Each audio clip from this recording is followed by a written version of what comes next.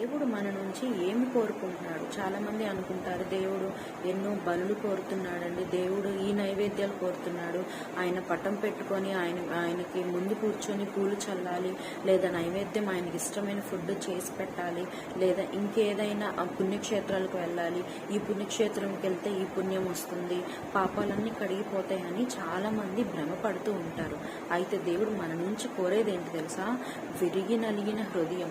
మనము ఆయనకి సంపూర్ణంగా సజీవ యాగంగా ఆయనకి సమర్పించుకొని మన విరిగి నలిగిన హృదయంతో ఆయన వైపు చేతులెత్తి, దేవా నువ్వు తప్ప వేరొక దిక్కు నాకు లేరు, నువ్వే నా జీవితం, నిన్నే నేను మహిమపరుస్తానని ఒక్కసారి మనస్ఫూర్తిగా నువ్వు ఆయనతో చెప్పగలిగిన ఎడల ఇంకా ఆయన ప్రేమ నిన్ను వదిలిపెట్టదండి, ఆయన కృప నిన్ను వదిలిపెట్టదు. నీ కష్ట సమయాల్లో ఆయన సహాయము నీ నుంచి దూరం కాదండి. ఎప్పుడైనా మన మనస్సు ఆయనకి ఇస్తే ఆయన